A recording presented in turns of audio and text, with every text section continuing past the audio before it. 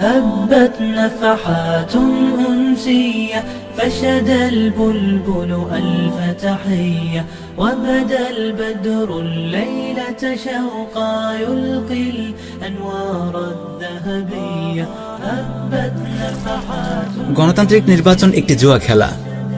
যারা কুফরি প্রতিষ্ঠার সিস্টেম গণতন্ত্রের মাধ্যমে ইসলাম প্রতিষ্ঠার মিথ্যা স্বপ্ন দেখেন, তারা বুঝে বা না বুঝে এই বলে জনগণকে ধোঁকা দেন যে নির্বাচনে জিতে ক্ষমতা দখল করে আমরা স্বয়ং গণতন্ত্রকে উৎখাত করব এবং ইসলামী শরিয়াহ কায়েম করব। আত্মপ্রবঞ্চিত এসব ভাইদের বলবো, কুফর বিশ্বের সাজানো গণতান্ত্রিক নির্বাচনের মডেল কাফিরদেরই তৈরি। গণতান্ত্রিক নির্বাচনের নিয়মগুলো গণতন্ত্রের পাহারাদার কাফিররাই ঠিক করে। তারা নির্বাচন নামক এই জুয়ার নিয়মগুলো এমনভাবে সেট করেছে যাতে কোনো ইসলামপন্থী গোষ্ঠী ক্ষমতায় আসতে না পারে। আপনাকে তারা হয়তো দু একটি ইউনিয়নে চেয়ারম্যান হওয়ার সুযোগ দেবে, বেশির চেয়ে বেশি দু একটি আসনের এমপি হওয়ার সুযোগ দেবে, যাতে আপনি লোভে পড়ে গণতন্ত্রের মানহাজ পরিত্যাগ না করেন। কিন্তু দিন শেষে চূড়ান্ত জয় সেকুলারদেরই হবে। কারণ দুর্ঘটনাবশত কোনো দেশে নির্বাচনে কোনো ইসলামপন্থী দল যদি জিতেও যায়, তবে গণতন্ত্রের পাহারাদার কুফার জোট নিয়মকানুনের তোয়াক্কা না করে সামরিক অভ্যুত্থান ঘটিয়ে তাদেরকে ক্ষমতাচ্যুত করবে।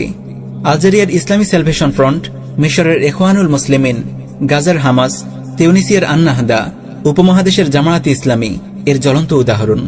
কথিত ইসলামী গণতন্ত্র আজ পর্যন্ত পৃথিবীর 1 ইঞ্চি মাটিতেও শরিয়াহ কায়েম করতে পারেনি।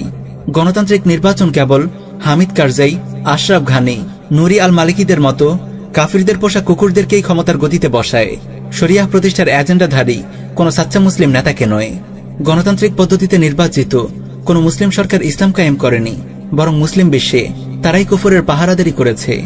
শরিয়াহ প্রতিষ্ঠার প্রতিটি আন্দোলনকেই তারা বন্দুকের নলের মুখে ঠেকিয়ে রেখেছে। ইসলামী গণতন্ত্র আমাদেরকে কি দিয়েছে আর কি কেড়ে নিয়েছে? ইসলামী গণতন্ত্রের পেছনে পড়ে উম্মাহর কত রক্ত ঝরেছে, কত ত্যাগ ও কোরবানি বরবাদ হয়েছে, কত মেধাশ্রম ও সময়ের নির্মম অপচয় হয়েছে, তা বলে শেষ করা যাবে না। এই কথিত ইসলামী গণতন্ত্রই মুসলিম উম্মাহর উত্থানকে বাধাগ্রস্ত করেছে। মুসলিম উম্মাহকে সামরিক ও বুদ্ধিবৃত্তিক বিজয়ের পরিবর্তে পরাজয়, লাঞ্ছনা ও গোলামির দিকে ধাবিত করেছে। মুসলিম উম্মাহ কথিত ইসলামী গণতন্ত্রের পথে যতদূর এগিয়ে যাবে, দিন কায়েমের গন্তব্য থেকে ততদূরে সরে পড়বে। কারণ কথিত ইসলামী গণতন্ত্র ইসলামের বিজয় আর উত্থানের উল্টো পথে যাত্রা বই কিছু নয়।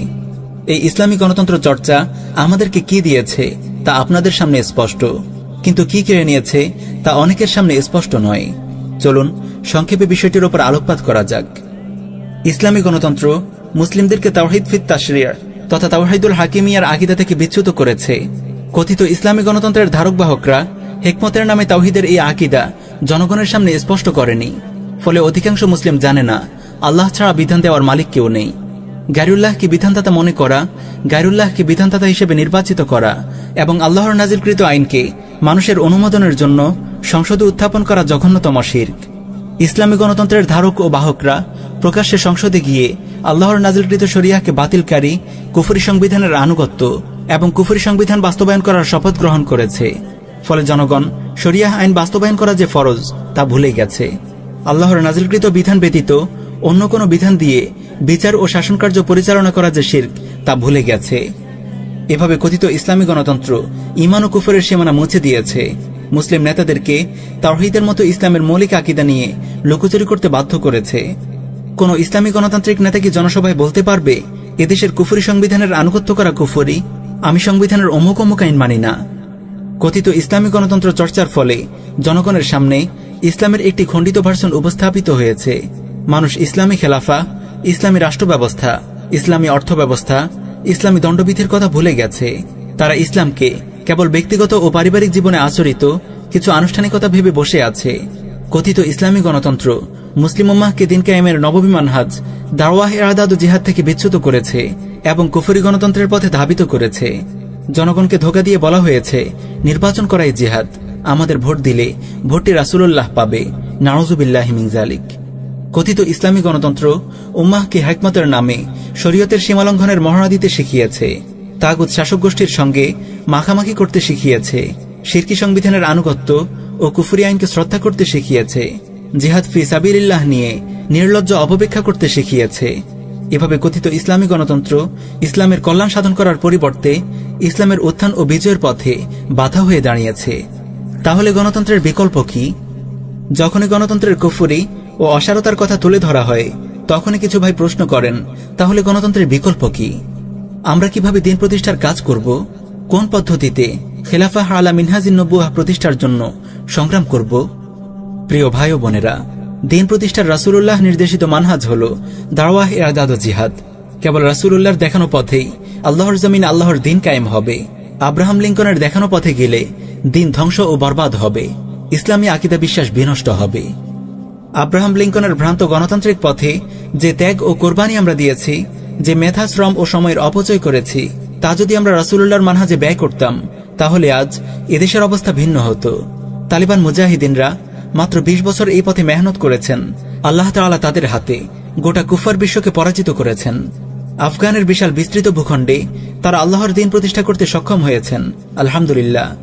ভেবে দেখুন, এই কুফরি গণতন্ত্র আমাদের কত কিছু কেড়ে নিয়েছে, আমাদেরকে কত পেছনে নিয়ে গেছে।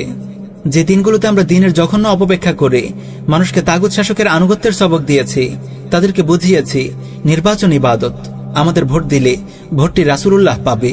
সেই দিনগুলোতে যদি আমরা দাওয়াহ, ইরদাদ ও জিহাদের পথে চলতাম তাহলে একামতে দিনের পথে আমরা কত দূর এগিয়ে যেতে পারতাম। এতদিন যদি আমরা তাগুতি বিশ্ব ব্যবস্থা এবং কুফরি রাষ্ট্র ব্যবস্থার স্বরূপ মুসলিমদের সামনে তুলে ধরতাম, সৌদি অর্থ ব্যবস্থার বিরুদ্ধে জনগণকে সচেতন করতাম, ইরদাদের ফরজ আদায় করার মেহনত করতাম, ইসলামী শরিয়াহ প্রতিষ্ঠার অনিবার্যতার কথা জনগণের সামনে তুলে ধরতাম, তাহলে আজ এদেশেও আফগানের মতো লক্ষ লক্ষ মুজাহিদ তৈরি হয়ে যেত। কোটি কোটি মুসলিম এদেশে ইসলামী শাসন কায়েমের সংগ্রামে যোগ দিত। বাংলাদেশে দাওয়াহ, ইরদাদ ও জিহাদের রূপরেখা কেমন হবে তা নিয়ে আমরা ইনশাআল্লাহ অন্য কোনো মজলিসে বিস্তারিত আলোচনা করব। আমাদের এই দীর্ঘ আলোচনায় আমরা কাউকে তাকফির করিনি। আমরা কেবল বলেছি অমুক কাজটি কুফরি। কুফরি কাজ করলেই সঙ্গে সঙ্গে কাউকে তাকফির করা যায় না, এতে অনেক শর্ত ও প্রতিবন্ধকতা আছে। এটি বিশেষজ্ঞ ওলামাদের কাজ। তাই আমরা যা বলেছি হুবহু তাই প্রচার করুন। আপনি নিজে যা বুঝে নিয়েছেন তা নয়। পরিশেষে দোয়া করি আল্লাহ তাআলা যেন আমাদের সবাইকে গণতন্ত্রের ধোঁকা থেকে বেরিয়ে নববী মানহাজে ফিরে আসার তৌফিক দেন। আমরা যেন দিন প্রতিষ্ঠার সংগ্রামে আমাদের ফরজটুকু আদায় করতে পারি। আমিন ইয়া রাব্বাল আলামিন।